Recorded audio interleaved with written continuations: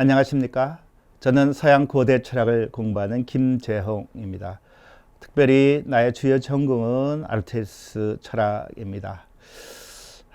오늘 우리가 읽게 될, 이제 앞으로 4번에 걸쳐서 읽게 될 니코마코스 율리아이라는 작품은 아르테미스의 강의록입니다. 아르테미스가 리케이온 학원에서 강의했던 강의록이거나 혹은 그 강의를 받아 쓴 학생들의 강의를 받아 쓴 책일 수 있습니다. 따라서 이 니코마코스라는 말은 제목에서 나타난 니코마코스는 그의 아들의 이름입니다. 니코마코스는 아르테미스의 아버지였던 의사였던 사람의 이름이었고, 그 이름을 자신의 아들에게 이름을 붙였고, 그 이름이 이 책의 제목으로 나타나게 되었고, 특별하게 니코마코스 율리아라는 말에 주목할 필요는 없습니다. 우리는 이 책을 4번의 묶음으로 나눠서 읽게 될 것입니다. 이 나눔은 주제와 연관되어 있긴 하지만 편의상, 시간의 제약상 그렇게 한 것에 불과하고 특별한 의미는 없습니다. 그 4번에 나누는 가운데서 제7권이 빠지게 되겠는데, 제7권은 아크라시아, 이른바 자제력 없음, 또 해돈의 쾌락을 논하고 있는 작품입니다. 제7권에 대해서는 제가 마지막에 강연하는 경우에 다시 한번 제7권에 대한 언급을 해드리도록 하겠습니다. 그 4묶음은 첫 번째는 1권과 10권을 아마 여러분은 읽게 될 것입니다. 제1권은 주제는 행복이라고 말할 수 있고, 제10권도 쾌락과 행복에 대한 얘기, 그리고 1권부터 9권까지 내용을 전체적으로 요약하는 부분이 들어가 있습니다. 제10권 6장이 특별히 그러합니다. 그리고 10권의 마지막 부분에서 윤리학과 정착의 관계를 이야기하고 있습니다. 어떻게 윤리학과 정착이 관련되어 있는가?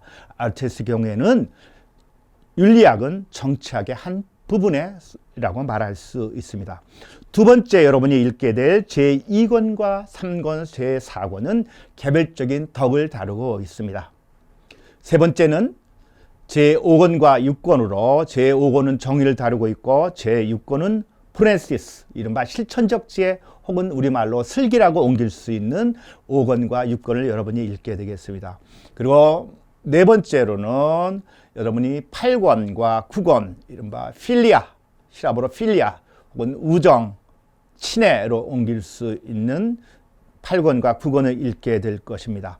특별히 이 친애는 개인의 친구, 부모와 나의 친애, 또 그것이 나아가서 시민과 시민 간의 친애라고 하는 그리스인 특유의 어떠한 덕의 일종으로서의 친구, 친애를 이야기하고 있다는 점을 주목해 주셔야 하겠습니다. 니코마코스 율리아가 갖고 있는 서양에서의 어떠한 지성사적인 영향, 철학사적인 영향에서 중요한 저작으로 우리가 알고 있습니다. 이 서양의 주요한 3가지 윤리 이론은 우리가 읽게 될 아르테미스 니코마코스 율리아로부터 유래하는 덕의 윤리, 두 번째는 칸트의 법칙주의적인 도덕 철학, 그리고 세 번째는 제레미 벤담 밀의 공리주의 같은 것을 들 수 있습니다. 칸트의 윤리학은 지나칠 정도로 엄격한 도덕 철학을 제공하고 있다고 한다면, 공리주의는 우리의 사회에서의 최대 다수의 최대 행복이라고 하는 우리의 오늘날의 어떤 민주주의에서의 기본적인 원칙이 되고 있는 사항이지만, 너무 최대 다수의 최대 행복을 중요하다 보면 어떤 개인의 인권, 개인의 소수의 권리를 침해할 수 있는 어떤 측면을 갖고 있습니다. 이 3가지, 덕의 윤리, 칸트의 도덕 철학, 공리주의 중에서 아르테미스 니코마코스 율리아가 갖고 있는 어떤 장점이라고 할까, 우리가 고전으로서 우리에게 여전히 어떠한 영향을 줄 수 있는 것은 아르테미스 덕 윤리라고 하는 것이 인간 전체의 삶에 관련된 문제를 다루고 있다고 하는 것입니다.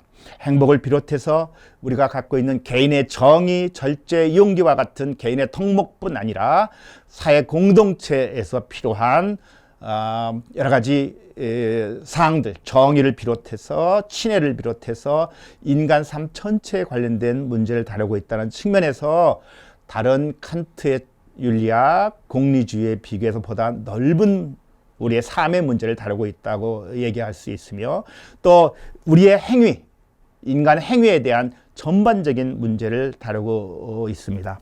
그런 점에서 오늘날에도 아르테미스의 덕 윤리학, 아르테미스 니코마코스 윤리학을 읽을 만한 가치가 있다고 여겨집니다.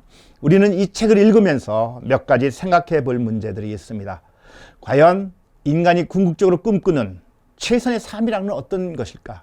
인간에게 궁극적 목적이 있다면 그 목적은 무엇일까? 그것은 우리는 아르테미스에 따라서 행복이라고 말할 수 있을까?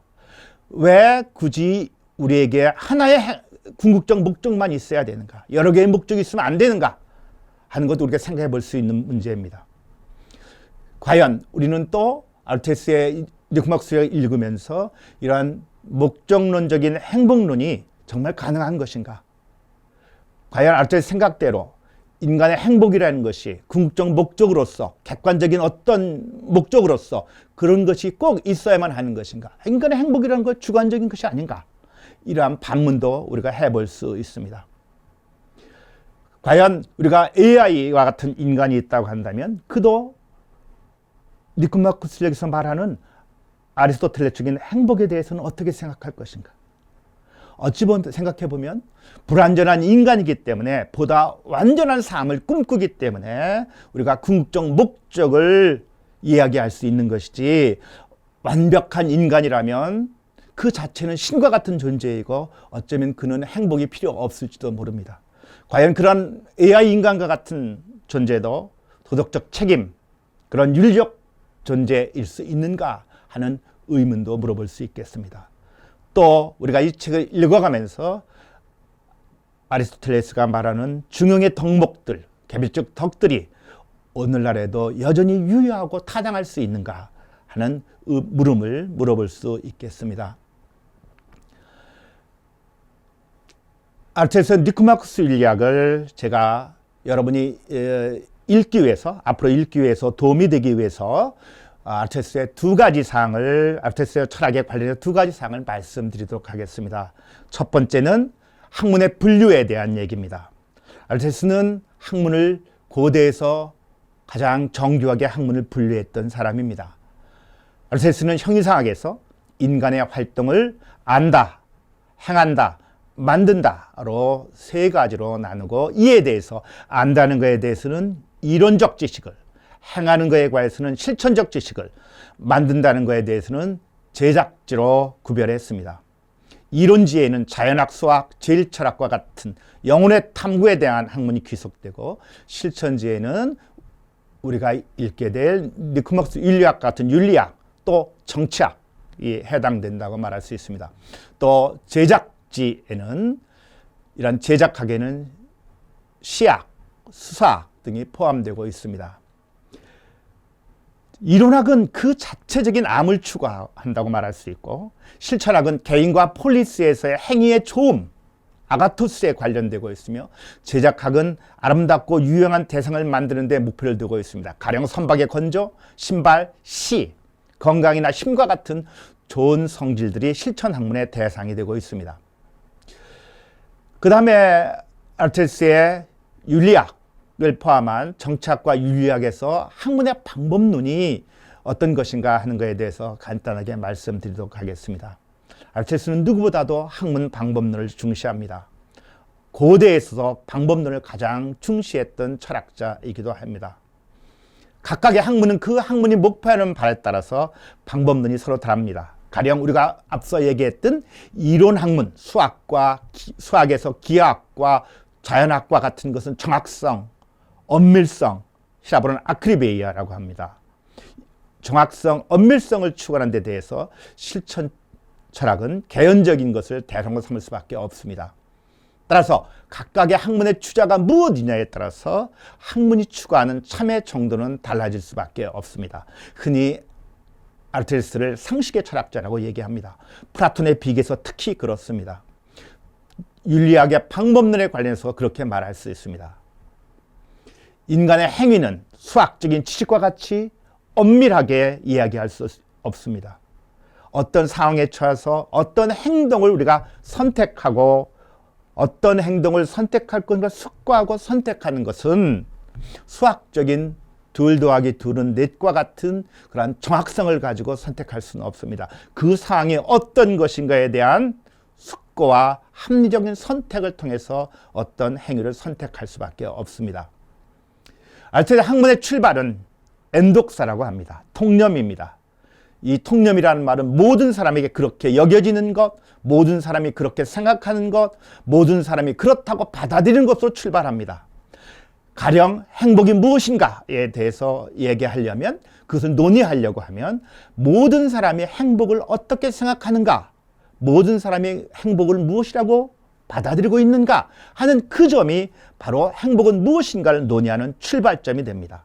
그래서 아르테스는 이 엔독사, 이 출발점을 뭐라고 얘기하냐면 모든 사람에게 혹은 대다수 사람에게 혹은 지혜로운 사람에게 받아들여지는 가장 유명하고 평판이 나 있는 사람들에게 그렇다고 받아들이는 것들이라고 정의하고 있습니다. 인간의 행위를 목표로 한 좋음은 무엇인가 하는 문제에 대해서 말씀드리도록 하겠습니다. 우리는 교양 있는 사람이라면 그것은 행복이라고 부를 것입니다. 행복이 무엇인지에 대해서 대중과 지혜로운 사람은 동일한 내놓고 있지 않습니다. 인생의 궁극적 목적이 행복이 무엇인가 탐구한 경우에 모든 사람의 견해를 일일이 고찰할 수는 없습니다. 아르테스는 바로 그걸 엔독스라고 말하는 것이고 가장 널리 퍼져 있는 주도적인 의견만을 검토해야 된다고 얘기하고 있습니다. 그래서 아르테스는 행복이 무엇인가를, 정의란 무엇인가, 절제는 무엇인가를 논의하는 경우에 절제, 정의, 행복에 관해서 대다수 사람이 받아들이는 의견을 받아들인 다음에 그 제시된 의견 중에서 어떤 문제가 있는지를 하나하나 검토합니다. 그 검토한 후에 그것이 우리의 상식과 부합하지 않고 우리의 세계, 이 현상의 세계와 부합하지 않는다면 그것들을 하나하나 제거하고 나고 여전히 그렇게 해서 남아있는 행복에 대한 규정이 우리에게도 여전히 유효할 수 있다면 그것을 행복의 정의 혹은 절제에 대한 정의, 용기에 대한 정의라고 받아들이게 되는 것입니다. 바로 이러한 변증론적인 방법을 통해서, 이러한 철학적인 방법을 통해서 아르테스는 실천 철학을 논의하고 전개하고 있습니다. 그럼 이제부터 제 첫 번째로 1권과 10권에 대한 개략적인 소개의 말씀을 드리겠습니다. 1권은 니코마코스 인류학 중에서 가장 중요한 부분이라고 말할 수 있습니다. 1권은 행복의 추구, 행복이란 무언가에 대한 이야기를 하고 있습니다. 아르테스가 말하는 행복은 외적인 좋음을 포함합니다. 좋음이라고 하는 것은 영혼의 좋음도 있고 육체의 좋음이 있을 수 있습니다. 육체의 좋음은 건강, 명예, 돈과 같은 것이라고 말한다면 영혼의 좋음은 이성적인 활동을 말하는 것이라고 말할 수 있습니다. 따라서 아르테스 경우에는 행복이 뭐냐 하면 포괄적인 의미에서는 이런 외적인 좋음과 이성적인 좋음을 다 포괄하는 것이라고 말할 수 있겠습니다. 그런 의미에서 본다면 아르테스의 행복, 즉 히라보로 에우다이모니아라고 합니다. 에우라는 말은 굿이라는 말이고 다이모니아에서 다이모는 영혼 혹은 신을 말합니다. 그러면 좋은 영혼, 좋은 영적인 것, 좋은 신, 나에게 갖고 있는 인간에도 어떤 좋은 영적인 걸 갖고 있어야 된다 하는 것으로 이야기될 수 있지만 너무 에우다이모니아라는 그 히라버에 우리가 매일 필요는 없습니다. 우리가 외적인 좋음과 또 이성적인, 내적인 좋음을 다 포괄하고 있다는 측면에서는 아르테스 에우다이모니아는 번영, 성공이라고 번역해도 무난한 뜻 보입니다. 아르테스에게 있어서 이 좋음이라는 게 뭔가 하는 게 가장 중요합니다. 니코마코스 인류학 첫머리가 바로 인간의 모든 행위, 연구, 방법, 인간의 행위와 선택은 어떤 좋음을 목표로 한다고 말해주고 있습니다. 그때 좋음이라는 게 뭐냐 하는 겁니다. 영어로 굿이라고 말하고 이것을 흔히는 선이라고, 도덕적인 의미에서 선이라고 말하기도 했습니다만은 도덕적인 의미를 넘어서는 어떤 의미입니다. 우리가 좋은 컴퓨터, 좋은 책상, 좋은 사람, 좋은 음식, 좋은 술 말할 때 그 좋음입니다. 가령 우리 인간은 어떤 행위를 하고 살아갑니다. 내가 밥을 먹고 산보를 합니다. 산보는 건강을 위해서 합니다. 여기서 산보는 수단이 되는 것이고 건강이 목적이 되는 것입니다. 왜 그러냐면 산보보다는 건강이 우리에게 더 좋은 것입니다. 그럼 건강이 목적이 되고 좋은 것이지만 건강보다도 더 좋은 것이 있을 수 있습니다. 건강은 또 다른 어떤 좋은 것을 목적으로 합니다. 인간의 삶은 끝없는 행위의 연속 과정으로 이루어져 있습니다. 목적이 없는 행위란 있을 수 없습니다. 인생에 있어서 목적이 있는 삶과 목적이 없는 삶을 생각해 보십시오. 여행을 하는 경우에 어떠한 목적을 갖고 여행할 때와 목적이 없이 여행할 때가 어떤 차이가 있을까요? 아무런 목적 없이 여행을 하고 또 어떤 좋은 우리에게 삶에게 휴식을 줄 수는 있겠지만 어떤 목적을 가질 때 그 여행이 더 우리에게 더 좋은 것일 수 있습니다. 이를테면 화살과 표적지를 생각해 보십시오. 우리가 화살 연습하는 경우에 표적지 없이 연습하는 것과 표적지를 갖고 연습하는 것이 그 차이는 무엇일까요? 훨씬 더 어떤 것이 우리에게 유용한 결과를 가져올 수 있겠습니까? 그래서 아르테미스는 니코마코스의 일권에서 이 좋음을 추구하는 것이 인생의 우리의 삶, 행위의 목적이 될 수 있는데 이 좋음 중에서 가장 궁극적인 좋음이 있다고 얘기합니다. 그 궁극적인 좋음은 그 자체 때문에 바라는 어떤 목적이 있다는 겁니다. 그 목적을 위해서 우리는 모든 것을 바란다는 겁니다. 우리는 어떤 다른 것을 위해서 모든 것을 선택하지 않습니다. 오직 그 자체 목적이 되는, 궁극적 목적이 되는 놈, 그 놈 때문에 우리가 최고의 좋음이라고 그것을 선택합니다. 그것이 바로 최고의 좋음이라는 것입니다. 만약 그런 궁극적인 좋음이 없다고 한다면 인간의 행위는 끝없이 지속될 수밖에 없고 그렇게 되면 인간의 욕구는 공허하고 쓸데없는 것이 되고 말 것이라는 것이 제 생각입니다. 그래서 반드시 인간의 행위에는 궁극적 목적이 존재해야만 되고 그 궁극적 목적이 바로 행복이라고 얘기합니다. 그 행복은 자족적이어야 된다. 그 자체로 부족함이 없는 상태여야 되고 그거는 완전해야 되고 그 자체가 목적이 돼야 된다 하는 주장을 이야기하고 있습니다. 바로 이러한 최고의 좋음을 다루는 학문이 바로 윤리학이고 그런 윤리학을 포괄하는 가장 으뜸가는 학문이 바로 아르테미스는 정치학이라고 말합니다. 여기서 인류원에서 정치학과 윤리학에 대한 연관성을 이야기하고 있는데 니코마코스 윤리학 마지막 장 마지막 대목에서 다시 윤리학과 정치학의 연결성을 이야기하고 있습니다. 정치학은 폴리스 안에 어떤 학문이 있어야만 하고 시민이 어떤 종류의 학문을 배워야만 하는지를 규정하는 것으로 말하고 있습니다. 정치학의 목적은 인간적인 좋음입니다.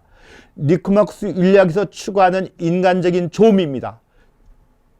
이 차 안에서의 좋음이고 인간적인 좋음이지 신적인 좋음, 저 세상에서 좋음이 아니고 우리가 우리의 삶을 살아가는 데 있어서 가장 좋은 것, 인간적인 좋음을 무엇인가 추구하는 것이 윤리학이고 개인에게 있어서 그 개인과 개인이 더불어 사는 공동체에 있어서의 정착의 목적 역시 인간적인 좋음입니다. 개인의 좋음보다 전체, 즉 폴리스의 좋음이 더 크고 완전한 것이라고 얘기합니다. 그러나 개인의 행복과 전체 행복, 폴리스, 국가의 행복을 비교하는 경우에도 아르테미스는 개인의 좋음이 전체 좋음과 맞물려 들어가야 된다고 생각합니다. 아르테미스는 일권에서 또 하나 중요한 얘기를 하고 있는데 그것이 이른바 기능 논증이라고 합니다. 가령 인간에게 있어서 인간을 구성하고 있는 부분들인 코와 눈은 각기 나름대로의 기능을 갖고 있습니다. 눈은 잘 보는 것이고 귀는 잘 듣는 것이고 코는 잘 냄새를 맡는 것입니다. 마치 그렇듯이 그러한 부분이 모인 인간 전체도 하나의 뭔가 중요한 기능이 있지 않겠느냐. 바로 그 기능을 잘 성취하는 것이 인간이 잘 사는 거 아니겠느냐 하면서 바로 인간에게서 가장 고유한 기능이 뭐냐? 다른 동물과 식물과 달리 인간은 이성적 원리에 따라 살 수밖에 없습니다. 그래서 알테시에서도 인간의 가장 고유한 기능이라고 하는 것은 이성적 원리에 따르는 영혼의 활동이라고 말합니다. 다시 말해서 인간의 조음이라는 것은 탁월성에 따른 영혼의 활동, 즉 아라테라는 겁니다. 바로 탁월성에 따른 영혼의 활동, 이것이 행복이라고 하는 겁니다. 따라서 일권에서 행복을 탁월성에 따르는 영혼의 활동이라고 결론 내렸다면 이권부터 니코마코스의 이권부터는 무엇을 얘기할 수밖에 없냐면 그러면 이 행복의 규정인 탁월성에 따르는 영혼의 활동이라는 규정 속에서 그러면 덕, 탁월성, 훌륭함, 뛰어남 이건 무엇인가를 물을 수밖에 없습니다. 그래서 2권부터 4권까지의 바로 개별적인 덕은 무엇인가 하는 얘기를 논의하고 있는 것입니다. 제 10권에서 간단하게 제 10권을 마무리하게 된다면요. 제 10권 6장에서는 지금까지 1권부터 9권까지 행복에 관련된 논의를 총정리하고 있습니다. 10권에서는 지금까지 논의하지 않았던 행복에 관련된 하나의 행복에 대한 어떠한 대답을 내놓고 있습니다. 그는 신적인 삶입니다. 관조적인 삶입니다.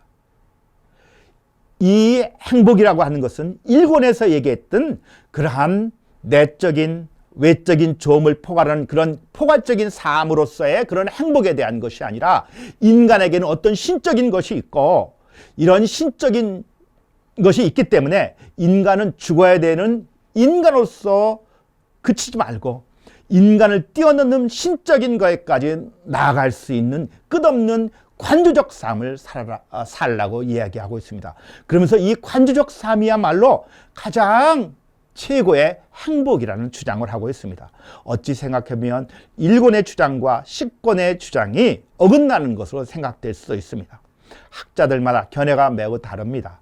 그래서 이 1권과 10권의 주장, 이 관조적 삶과 1권에서 포괄적 삶으로서의 그 행복과 어떤 연관성을 맺는가 하는 문제는 우리가 따로 생각해 볼 중요한 대목입니다. 그러나 어쨌든 제 10권에서 왜 이런 관조적인 삶, 신적인 삶을 가장 인간에게 행복한 삶으로 얘기했느냐 하는 문제를 생각해 본다면 인간의 끝없이 인간적인 것에 머물지 말고 인간적인 것에 대해서 이것을 뛰어넘고 보다 더 높은 것을 향할 수 있는 시라버에 갖고 있는 그 안트로포스라는 그 인간이라는 말이 갖고 있는 보다 더 높은 것을 향하는 그러한 끝없는 추구의 삶을 자기의 삶에 만족하지 말고 우리의 현실을 뛰어넘는 어떠한 좀 더 나은 삶으로 끝없이 나아가라고 우리에게 끝없이 추구하고 우리를 부추기고 있는 것이 아마 알테시의 10권에서 말하는 관조적 삶으로서의 신적인 삶이 우리에게 행복이다 라는 말하는 대목에서 우리에게 강조하고 있는 것은 인간적인 삶에 머물지 말고 이런 인간적인 삶을 뛰어넘을 수 있는